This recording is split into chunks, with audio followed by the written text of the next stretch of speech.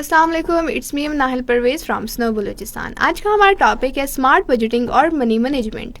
आपको जैसे कि पता है कि भाई हमारे जो बड़े लोग हैं, मींस हमारे जितने भी घर के बड़े हैं, उनको तो पता होता है कि भाई स्मार्ट बजटिंग और मनी मैनेजमेंट कैसे किया जा सकता है, लेकिन हमारी यूथ इस चीज़ में कहीं ना कहीं थोड़ी सी पीछे है और उनको ये चीज़ नहीं पता।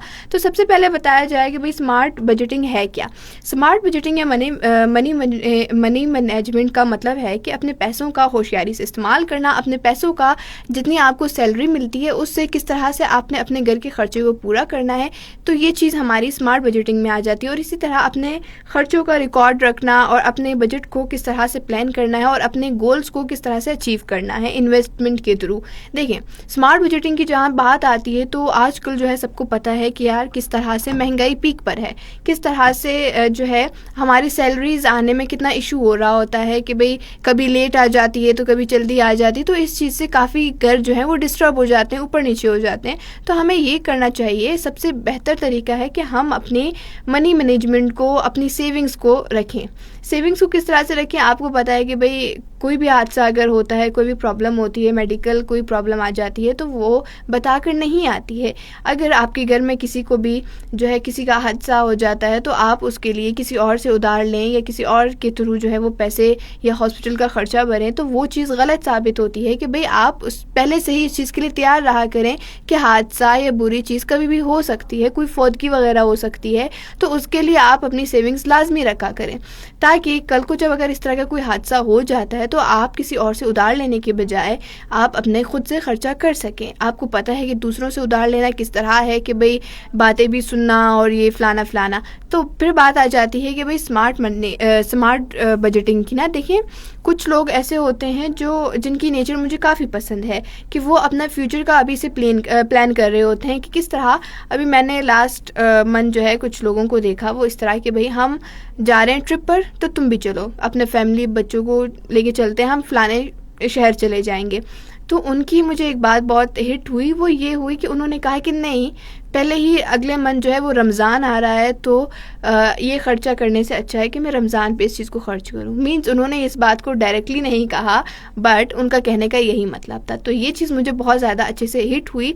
देखें, हम ये बात जानते हैं कि जो नॉर्मल रूटीन में हम खर्चा करते हैं वो रमज़ान के महीने में कुछ ज़्यादा हो जाता है, ना चाहते हुए भी रमज़ान के महीने में ज़्यादा खर्चे हो जाते हैं। महंगाई जो है और थोड़ी सी बढ़ जाती है, जो चीज़ पहले इतनी की मिल रही होती है उसको थोड़ा सा हम ज़्यादा करके बेच रहे होते हैं। तो इस चीज़ पे आपको अपना पहले से ही सेविंग करनी चाहिए, क्योंकि आपको पता है कि भी रमज़ान आ रहा है, देन उसके बाद ईद आएगी, तो ईद के खर्चे भी होते हैं। तो इसमें आप एक महीने की सैलरी में ये सारा कुछ नहीं कर सकते हो। तो आपको इस चीज़ के लिए पहले से सेविंग्स करनी चाहिए, पहले से जो है अपना सारा मैनेजमेंट करना चाहिए कि आपने किस तरह से अपने पैसों को सेव करना है और किस तरह से जो है हम इस चीज़ों को आगे मज़ीद फर्दर चला सकते हैं। क्योंकि कुछ भी हो सकता है कि भाई सैलरी आने में मज़ीद 5 दिन है, सैलरी आने में जो है मज़ीद जो है 10 दिन है, या अभी तक फ़िलहाल सैलरी नहीं मिलेगी। तो उन लोगों को चाहिए कि अपना जो है सर्कल इस तरह से बना के रखें कि अपनी सेविंग्स को लाजमी, मतलब सेविंग्स इतनी रखें कि आपको मुश्किल वक्त में वो काम आए। और इस तरह जैसे आपको पता होता है कि भाई रमज़ान आ रहा है, हम ये तो कह रहे होते हैं रमज़ान आ रहा है रमज़ान आ रहा है, लेकिन कुछ घर इस तरह के होते हैं जिनकी सैलरी जो है वो उतनी ही होती है जितना उनको खर्च करना होता है, मीन्स ज़्यादा ना कम। तो उन लोगों को ये चीज़ मैं यही कहूँगी कि देखिए, आप लोगों को अपना सारा जो है ख़र्चा पहले से ही स्टार्ट रखना चाहिए, फ़जूल ख़र्चा नहीं करना चाहिए, सेविंग्स करनी चाहिए रमज़ान के लिए, ताकि आपका रमज़ान जो है अच्छी तरीके से ईज़िली गुजर सके। फिर ईद का भी आप देख लिया करें। पता है, इसमें मैं कहती हूँ कि हमारी जो जनरेशन है ना, जो हमारी यूथ है, न्यू जनरेशन है हमारी, वो स्मार्ट बजटिंग और मनी मैनेजमेंट से बहुत पीछे है। क्यों? क्योंकि वो सैलरी को अपने पॉकेट मनी को कभी भी सेव नहीं करती। वो कहती हैं आज अगर हमारे पास है इतने पैसे तो उड़ा देने चाहिए, कल वापस आ जाएंगे, परसों वापस आ जाएंगे। तो ये चीज़ बहुत ज़्यादा गलत होती है। हम अपने बच्चों को हमेशा ये कहते तो हैं कि भाई सेव करो, लेकिन हम उन्हें तरीका नहीं बताते हैं कि भाई सेविंग्स का असल में तरीका कैसे होता है। तो वो यही चीज़ है ना कि देखिए, अगर कोई मिडिल फैमिली का बच्चा हो या कोई अमीर ख़ानदान का बच्चा हो, लेकिन उनको सेविंग्स करनी चाहिए। आपको पता है कि भाई वो आपने सुना होगा कि पैसा तो हाथ का मेल है, कभी होगा कभी नहीं होगा। और आपको पता है कि वक्त सेम नहीं रहता, वक्त कभी भी सेम नहीं रहता। अगर आज आपके पास बहुत ज़्यादा पैसे हैं, आप एक अमीर बंदे कहला रहे हो, तो लाजमी नहीं है कि आपका फ्यूचर भी इसी तरह होगा। हाँ, अगर आप सेविंग्स करते हो, आप एहतियात से हर चीज़ को बराबर लेके चलते हो, तो उम्मीद है इस चीज़ की कि भाई आपका फ्यूचर भी इसी तरह होगा। लेकिन अगर आप इस चीज़ में इस तरह करते हो कि भाई मेरे पास तो है, तो भाई चलो इधर उड़ाओ, उधर ख़त्म करो, ये करो वो करो, तो ये चीज़ इसमें आपका जो है पकड़ हो जाती है और आप फ्यूचर में सेम नहीं रहते हो। तो आपको अपने फ्यूचर का हमेशा इस चीज़ पे सोचना चाहिए कि भाई अगर आज मेरे पास ये पैसे हैं, तो इन पैसों में से मुझे अपना इस तरह से ख़र्चा करना चाहिए और अपने सेविंग्स को भी रखना चाहिए।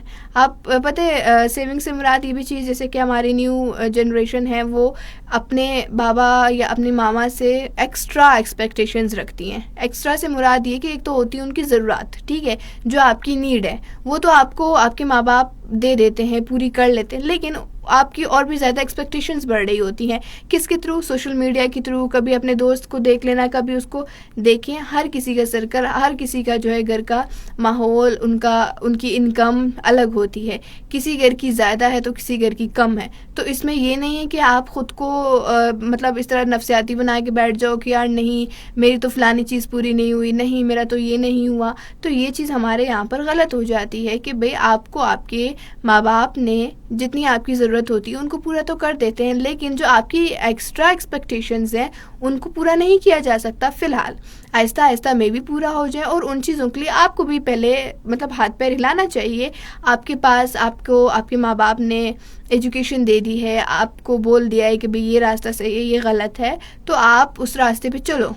आप अपने पैसे खुद कमाओ, कोशिश करो कोशिश करो कोशिश करो, छोटे मोटे काम किया करो। लाजमी नहीं है कि भाई आपने सोच लिया है कि नहीं मैं डिग्री लूँगा, बीएस करूँगा, तब उसके बाद में जो है जाकर जॉब करूँगा। नहीं, आप अपने स्टडीज़ के साथ ही कोई छोटा मोटा काम देख लिया करें, ताकि जो आपकी एक्स्ट्रा ख्वाहिशात हैं, जो आप चाहते हैं कि भाई मेरे पास ये चीज़ें भी हो, वो भी हो, ये भी हो, तो वो चीज़ आप ख़ुद से अपनी पूरी कर सकें। और जहाँ पर आपके बाबा वीक पड़ रहे हो तो आप उनकी भी हेल्प कर सकें।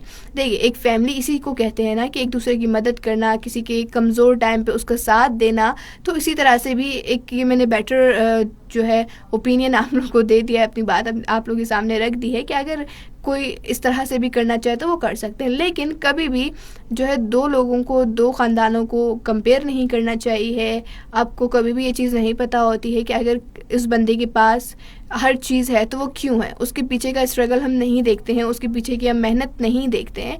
तो और हम ये अपने माँ बाप से गिला शिकवा कर रहे होते हैं कि भाई फ़लाने के बेटे के पास तो ये वाली बाइक है तो मुझे भी चाहिए, फ़लाने के पास ये है तो मुझे भी चाहिए। नहीं, आप देखो कि उसके घर में उनका बैकग्राउंड क्या रहा है, उनके घर में उन्होंने कितनी मेहनत की है, सेविंग्स करते हैं। पता है, लोग अपने फ्यूचर के लिए बहुत बहुत ज़्यादा इस चीज़ को लेकर सीरियस होते हैं, अपनी सेविंग्स करते रहते हैं। लेकिन हमारी जो आजकल की जनरेशन है, जो हमारी यूथ है, वो इस चीज़ में काफ़ी पीछे है कि भाई वो इन चीज़ों को नहीं समझती है। और सेविंग्स करना तो दूर की बात है, वो फिर अपने माँ बाप से भी इस तरह के एक्सपेक्टेशंस रख लेते हैं। वो अपने माँ बाप से जो है ओवर जो होता है ना, वही बात आ जाती है। एक तो आपकी ज़रूरत होती है, एक नीड होती है, और एक होती है एक्स्ट्रा ख्वाहिशात। तो उनको हर टाइम पे पूरा नहीं किया जा सकता। हाँ, कुछ ख्वाहिशात ऐसी हो जाती हैं जो टाइम पे पूरी हो जाती हैं, लेकिन इतनी ज़्यादा नहीं होती हैं कि भाई जब फरमाइश करो हाजिर, और ये चीज़ बच्चे को ख़राब कर देती है। बहरहाल, तो इसी तरह जो आज का हमारा टॉपिक है वो ऑल ओवर यही है कि भाई आपको किस तरह से अपने पैसों को सेव करना चाहिए। आपको पता है कि भाई ये मेरा सर्कल है, मेरे 50,000 की सैलरी है, तो मुझे इसमें अपना बिल भी देखना है, मुझे अपने घर का राशन भी देखना है। फिर अब जैसे कि रमज़ान है, तो मुझे अपने रमज़ान में, आपको पता है कि रमज़ान में राशन जो है वो थोड़ा एक्स्ट्रा आता है, जो हमारा रेगुलर हर मंथ आ रहा होता है, तो उससे थोड़ा सा हट कर होता है हमारे रमज़ान का राशन, तो थोड़ा सा एक्स्ट्रा भी हो जाता है। तो आपने ये चीज़ पहले से सोचनी होती है कि भाई रमज़ान आ रहा है तो इसके लिए मुझे सेविंग्स करनी चाहिए। जो एक्स्ट्रा ख़र्चा होगा वो मैं इसी सेविंग्स से फिर कर लिया करूँगा या कर लिया करूँगी।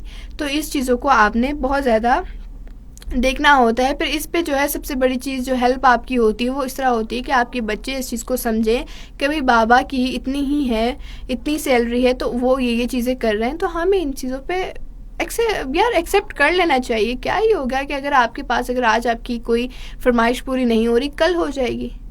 तो हर चीज़ जो है, हर ख्वाहिशात पूरी हो जाती हैं, लेकिन उस पे अगर इस तरह से सोचना, इस तरह से ओवर थिंक करना, ये गलत बात है।